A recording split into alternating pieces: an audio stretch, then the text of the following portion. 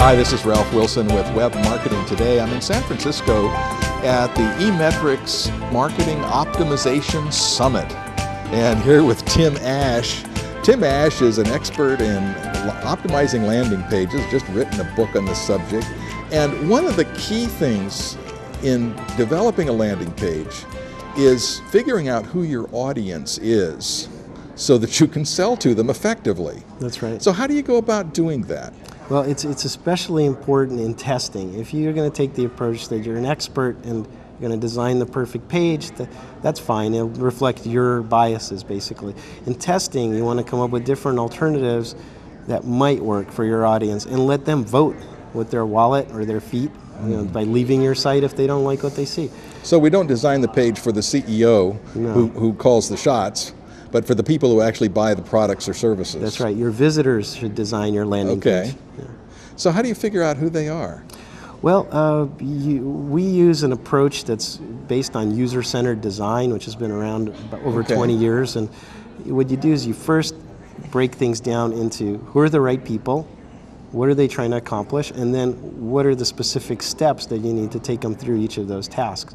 So getting the right people through the right activities in the right order. So who are the right people? Let's say you've got some kind of website. How do you figure out who the right people are? Okay, well, you'd start with the classes of people that interact with the mission-critical parts of your site.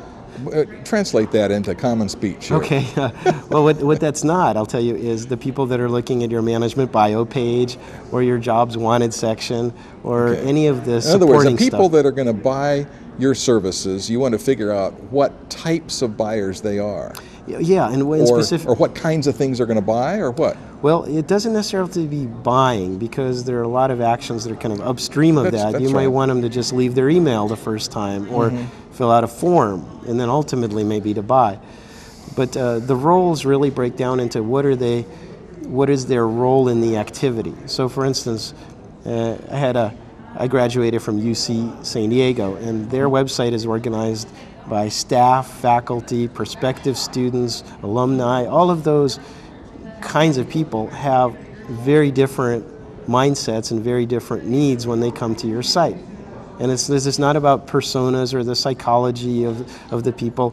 If I'm a staff member at a college, that's very different than the needs of family and friends that want to know about orientation day. So you're trying to segment them into who they are, essentially. Yeah, what their role is. So are they a buyer? Are they an influencer, for instance, in an e-commerce scenario? Are they a first-time buyer or a repeat buyer? Those are legitimate So how roles. do you segment them into those groups, or is that part of your process here?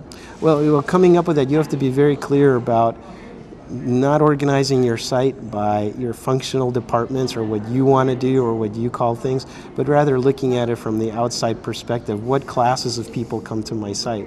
And then basically making a very tailored experience for each of those. Okay. And so once you've figured out what these people are, how does that help you? Well, then later, the next step is to decompose what they want into tasks.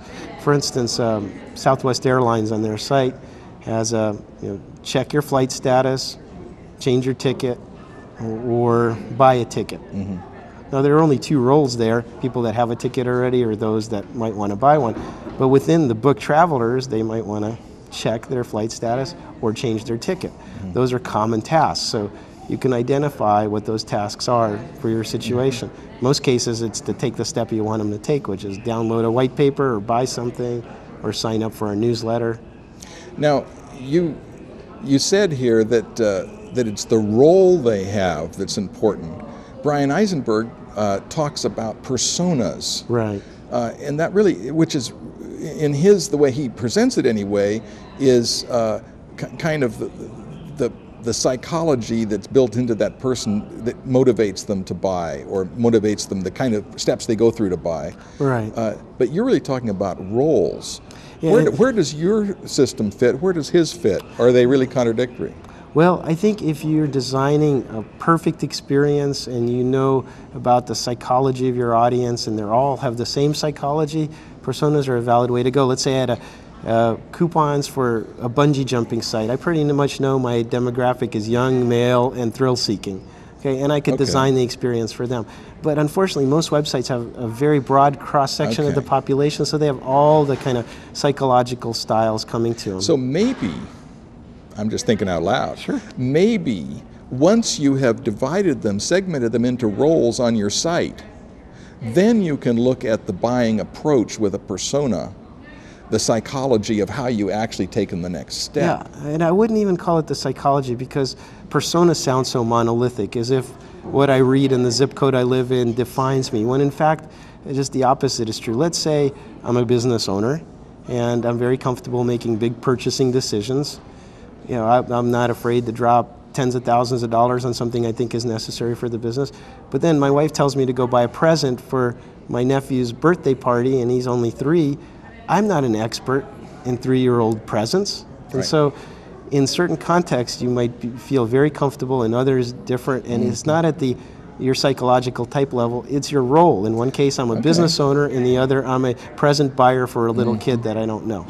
So in designing landing pages, you need to figure out what role the buyer has, and then present him a landing page with something that's going to appeal to that particular need that he has. Right, or if you might have several roles, you land them on a page that basically says, raise your hand, which of these are you? Right. And you take them down that very detailed path. Then lead them to a path that's designed for their role. Exactly. And then within the role for each of the tasks that they might commonly try to accomplish. Very good. Well, thanks so much, Tim, my for pleasure. sharing with us. Tell me about you and your business, what you do.